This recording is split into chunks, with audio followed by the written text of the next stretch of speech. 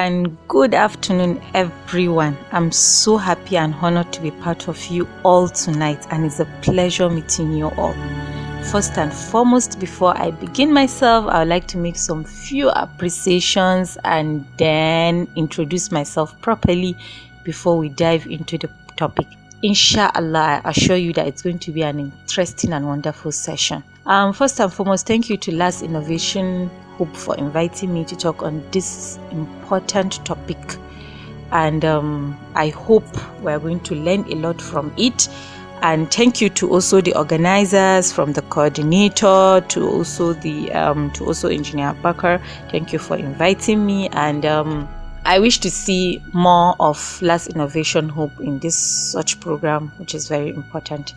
My name is Dr. Aisha Isah Muhammad, and I'm a medical doctor, and I'm also aspiring to be an anesthesiologist, inshallah. And also just a few quick things: I'm married and I'm dedicated to whatever I set myself to do, and I'm passionate about positive changes, and I'm enthusiastic on health related activities, a female advocate, a capacity builder, and lots more that I want to achieve, inshallah. And also, I'm a long-term traveler on the path of growth, and I'm heavily investing myself in this area because I believe my family and I really deserve it. And I'm also perfectly imperfect, just like everyone. So now we're going to begin with this interesting topic titled personal hygiene. Health, according to World Health Organization, health is a state of complete physical, mental, and social well-being, and not merely the absence of disease or infirmity. What I mean here is not when you have, for example, malaria, typhoid, cancer, or any other disease before we'll say you're healthy. But you have to be physically, mentally, and socially sound before, yes, your health is being complete. And as you can see here, personal hygiene is part of the physical and social component. Why I said it's part of the physical is that physically, we all love to appear neat, love to present ourselves beautifully. And why I said socially is that it helps in you interacting with your environment and people around you. Because imagine you presenting very shabby and very unkept. You know what it means. A lot of us, people will not even like to come closer to you. Now, the definition of hygiene is healthy habits that include bathing, keeping the mouth clean, keeping the skin protected from the sun, washing hands frequently before handling edibles to ensure the safe delivery of food. What I mean here is, from the definition, as we can see, is that hygiene is something that is a healthy habit that require us keeping ourselves clean from our head to our toe completely. Just imagine it has to do with bathing, laundry, dental hygiene, which is keeping our mouth clean, also protecting our skin from sunburns, from all these organic creams, a lot of things, washing our hands frequently to prevent ourselves from contacting germs. Good and bad hygiene. The difference between good and bad hygiene is good hygiene keeps you protected from things like germs and dangerous UV rays, like I said before, from the sun, and also the environment that can hurt you. Okay, it means here is that you see, this environment that can hurt you means there are some things that when we are exposed to the environment and you don't keep yourself neat, your immune system will go low. That is, those things that help to fight germs or diseases in your body, it will go low, and then it will now make you prone to illnesses and the rest. While bad hygiene allows this thing to affect your body and probably make you sick, as I explained. The benefits of good hygiene. According to Center for Disease Control and Prevention, addressing the spread of germs in school is essential to the health of our youth, our schools, and our nation. Good hygiene prevents the spread of germs. It also helps to give a good impression to others. As I explained health through social well-being, as you can hear, you see good first impression to others. You can't be unkept and you expect people to have a good impression about you. But when you are neat, at least people will love to come closer to you, listen to you, and also not even look at you. Maybe, this person may be mad or something like that. Healthy skin, hand washing. According to the Centers for Disease Control, 22 million school days are lost each year due to the common cold. Some viruses and bacteria can live from 20 minutes up to 2 hours or more on surfaces like cafeteria tables, doorknobs, and desks. It don't have to be in school. It can also be in offices. We have to try as much as possible to have the habit of washing our hands whenever maybe we use the toilet, or we want to prepare our meals, or maybe after doing some house chores, maybe you have already touched the dustbin or something. We have to inculcate the habit of washing our hands.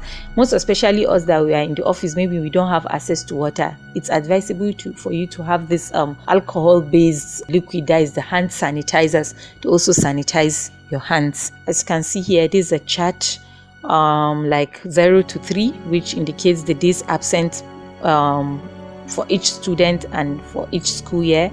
And also you can see the blue line showing the number of days the elementary school students using proper hand hygiene, and then the number of days also those elementary school students not using proper hand hygiene.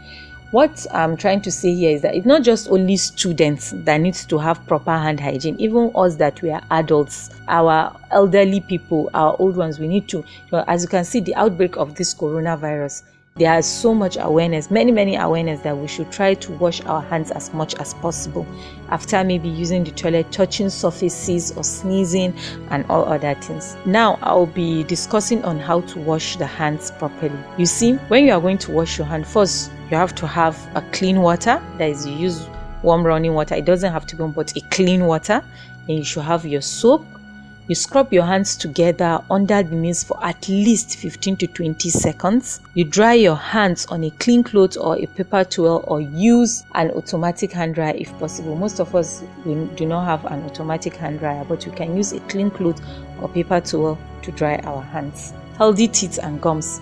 That is the dental hygiene, which is very important, and most of us take these things on, as in, we don't even, this is a question, how many of us has visited the dentist just for him to check our teeth? We don't even care for our teeth so much that some people do not know that it can cause a serious disease later in life if you don't properly keep your teeth clean. For, as you can see on the slides, you can develop cavities, that is holes in your teeth, if you don't keep it properly. You can have bad breath. That means when you talk to people, you'll be perceiving some bad odor. And also later life, if you are not serious about it, you may develop some serious illnesses like heart disease, stroke, and diabetes. Choosing a toothbrush and toothpaste. You choose a toothbrush certified by the American Dental Association. Even though I'm sorry, sometimes we also have our own association, but we can still use their own, since it's a way of us keeping ourselves neat. A soft bristle brush is good. Please, when we are buying brush, we should try as much as possible to see the brush. Is it soft from touching, not hard brush, because we can injure our gums, and when we injure our gums, is a serious we are giving germs and bacteria more easy access to our teeth. And then you get a new toothbrush at least every 3 to 4 months, even if we can maximum at least 6 months. For me, I try to change my toothbrush every 6 months. And you choose a fluoride toothpaste, also certified by the same association. Fluoride toothpaste means all these are toothpaste that contain a certain substance that helps to fight germs in our mouth. Like, you know, there are many toothpaste that are very good: Oral-B, McLean, Close Up, Dabur, Herbal. A lot of them, they are very good, and it's good for us to use it because they contain this fluoride substance in them. How often and when to brush and floss. You see, there are criteria for us that it's been allowed for us to brush our teeth or to floss. And what I mean by this floss is that trying to use something maybe to remove remnants of food in between our teeth. This is flossing. And at least we are required to do that 2 times a day for the brushing. 1 in the morning and 1 in the night. And you can also consider brushing between meals so that all those remnants that are stick in between our teeth can be removed. And at least you try to floss at least 1 time a day. And floss if you feel food stuck in your teeth. That means even after brushing, you feel, you are feeling some maybe remnants of food or meat or something, you can still floss. Please, for some of us that do not understand this floss, I mean it's something that you use to remove remnant food in between your teeth. It's like a just white string of thing that is very nice. As in, it's better for you to use it than for you to use toothpick. Brushing technique and skills. As you can see in this slide, it's showing us how we can brush our teeth and the techniques to use. That is by placing your brush against your gums. The gums means, in our mouth we have various parts, and the gums is one of it. And you move your tooth back and forth gently, in short, tooth white stroke. Brush the outer tooth surfaces, the inner tooth surfaces, and chin surface. At least just try to brush your mouth all round. You understand? Your tongue down, sides of your mouth. As in, just try to brush your teeth properly, and then you brush your tongue to remove bacteria and freshen your breath. Proper flossing skills. As I explained the flossing, you hold the floss tightly between your thumbs and forefinger. It's just a string. Some it's even come like it has a handle. Some it may have a plastic handle that you can just use to hold it with your thumbs and forefingers, and then you go in between your teeth to remove these remnants of food. And it's very, very essential, because I believe it's better for you to use it than to use toothpick, because toothpick at a point can even injure your gums and make you bleed, and you understand, and which you feel uncomfortable for a period of time. Still on the flossing skills, you repeat this method for the rest of your teeth. Maybe if you're using one portion, up to the time you reach the last part of your teeth that is inside your mouth. Foods to avoid. Bacteria in your mouth grow on sugar, so try to eat as little junk food as possible, like those little junk food like candy, chocolate, and all other sweet things. For me, you see, I love chocolate but still, no matter how much you love all those sweet things, try as much as possible to brush your mouth, at least to reduce all those sugar that will help some bacteria to grow. And you avoid drinking soda and sweeties. What we mean by soda, all those Coke, all those sweetie, as in sweet beverage juices that we take that has high sugar content, we should try to reduce them. If you do eat these things, you may want to brush immediately afterwards, which will surely help you to have a proper dental hygiene. Protection from the sun. Now, as you can see, this protection from the sun is how we should prevent our skin from getting damaged, and to also keep it properly good. Cancer researchers believe childhood sunburns may increase a person's risk of developing melanoma, the most serious skin cancer. This melanoma is a disease condition that occurs on the skin if you are being exposed to high, maybe you don't cover properly and the sun always hits your skin so much, so you can be easily prone to this disease. And more than 1 million cases of this certain disease is diagnosed yearly in the United States as considered to be sun-related. Sorry, I'm mentioning an international organization. They publish more paper than us. It's not like our scientists don't research, they do, but the unfortunate thing is that most of them don't get money for funding to publish these papers. Protection from the sun. 80% of the average person's lifetime sun exposure happens before the age of 18. As you know, most of us have been exposed to the sun before. Maybe by the time we start working as children, you play around, and children, by the time you don't want them to play under the sun, but still, it's not like I'm saying that, okay, sometimes we have to get that early morning sunlight for vitamin D, but as much as possible, if you are going to stay under the sun for a long time, we should try to cover ourselves properly, cover all those parts to prevent that sunburn. How to protect yourself? You avoid the sun between 10 a.m. and 4 p.m., which a lot of us knows that it's impossible because most of us go to work or we take our children to school, or as but as much as possible, please, we should try to cover ourselves, put on clothing. We should cover our head, cover all those parts that will make the sun to pray, or you seek for shade. Even if you are working maybe outside, maybe you work outside, at least try to get a shade to prevent you from. Still on how to protect, you can also put sunglasses, as I said, protective clothing to guard as much skin as possible. And you should choose a comfortable clothes, please, and not tight clothes, so that tight, or maybe a cloth that is so transparent that if sun can penetrate through it, it's written, as I can see, this is a cute baby with his sunglasses, maybe to prevent sun from burning his face or his eyes. Sunscreen. This sunscreen, I think it's a cream that a lot of companies sell to prevent all this sunburn. This also like a guideline that is being given. When applying it, you apply it a generous amount, about a palmful, that is just on a palm all over your areas of your skin that are exposed, and you put it 50 to 20 minutes before you go out into the sun. It's also good for the body, but please try to get a good one, not fake ones. Now a lot of fake things are in circulation. Here, still on the sunscreen, as I've explained before, and it's good for you to apply it for those that love swimming, or those that too well dry, or perspiring means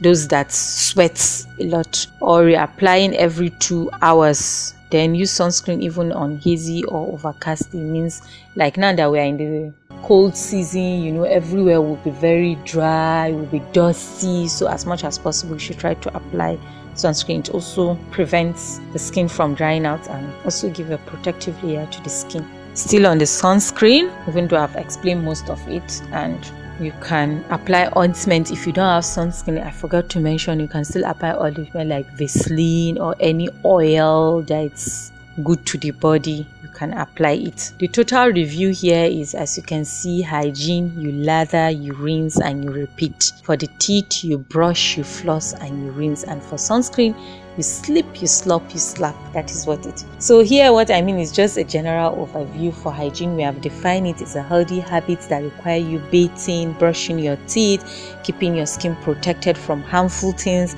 And you see, even laundry is still part of personal hygiene. Washing your clothes, as in not wearing good clothes, I mean dirty clothes, because all these dirty clothes you see, there may be germs, and these viruses and bacteria that travel in air. They are in air, and that is why you see common cold.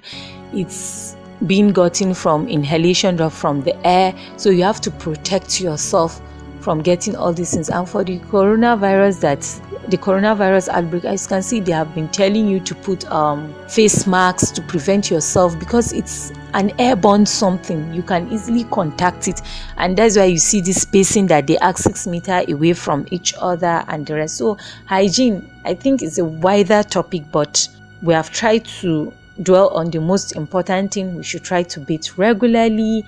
We should try to brush our teeth. We should try to do our laundries, that is to wash our clothes.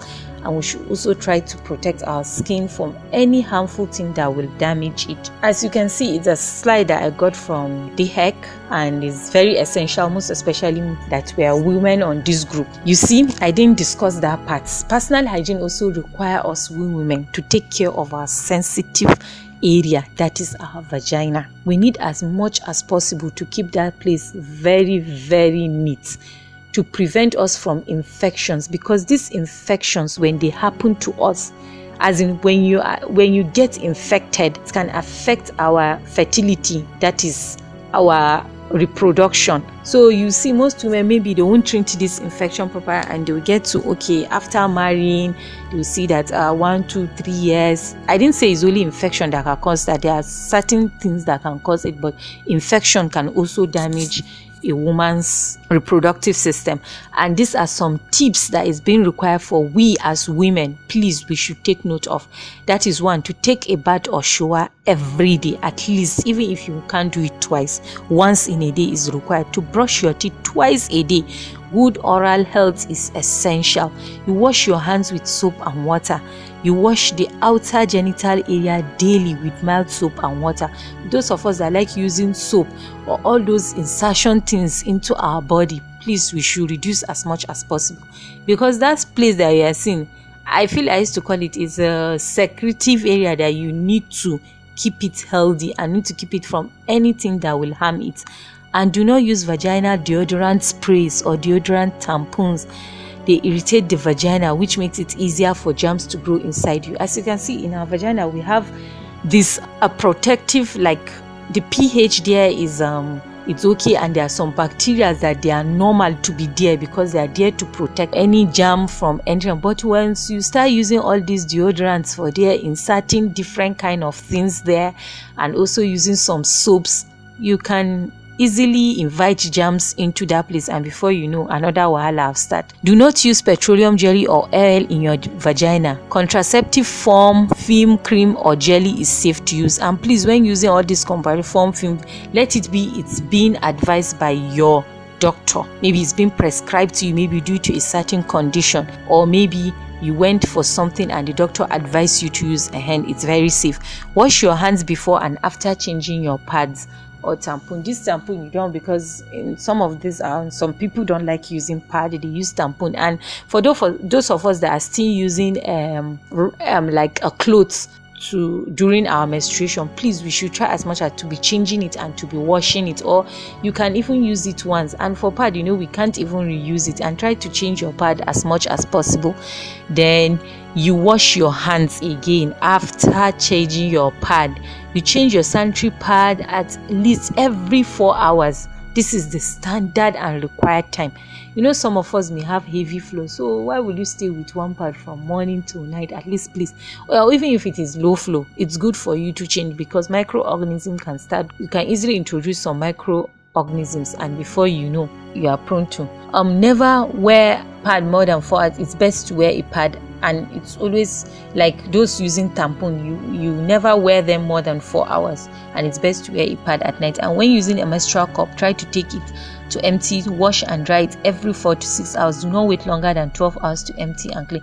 There is a menstrual cup that some women do insert into their vagina to collect that blood. So as much as possible, you try to be emptying it, washing it, and then peeing after sex may help to flush bacteria. For those of us that are married, it's very, very essential for you to try to urinate after to flush out some bacteria that can harm your body system. So here, as you can see, it's our last slide, and which is very, very important, that if you take care of all those things I mentioned, you'll be very, very good to go. But if you don't take care of all those things, you see, you'll be prone to infections. And we have some common vaginal vaginosis, which is an overgrowth of bacteria in the vagina. That is, a bacteria will cause harm to that area. And then yeast infection, it's also a fungal infections. Microorganisms, we have bacteria, fungal, viruses, so all those things they can cause. And also some of for those sexual, you can also maybe harm your partner if you are not. And how to prevent these infections is you keep your vagina clean and dry. You wear cotton pants, which is very, very important. You avoid tight fitting pants, jeans or underwear, anything. You wipe from front to back after a bowel movement. Then you practice safe sex for those of us that are married, and also you do not douche unless your healthcare provider tells you to. Douching means using soap to wash, or using a sensitive liquid or anything to wash your private part, which, please, except if it's our healthcare provider that gives us to use that is when it's advised, about just for you to. And then eat right, exercise, and drink plenty of water.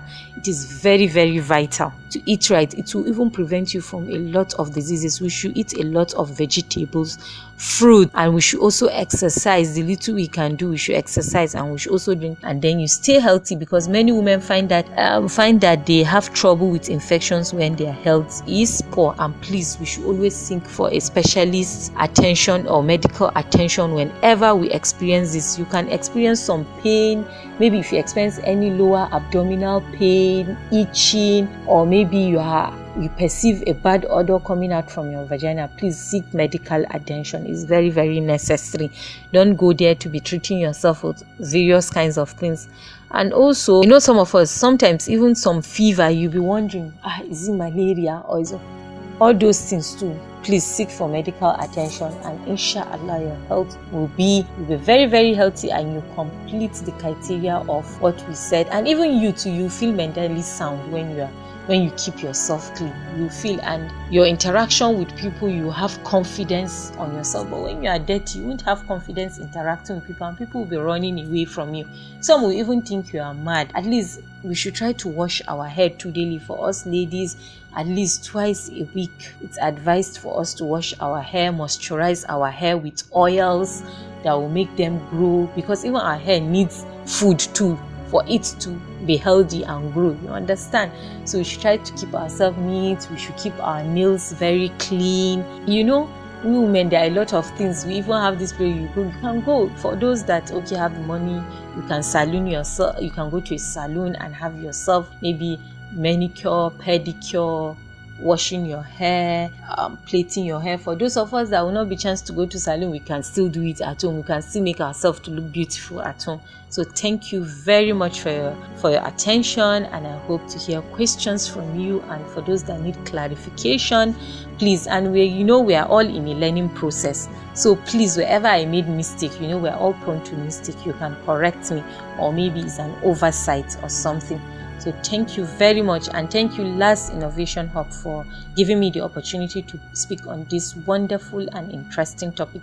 Even though it's very, very wide, but I try as much as possible to summarize it to the best of my knowledge. Thank you. So these are my sources. If you want to read, you can still go back to them and read them. You can see more on them. Thank you very much for your time.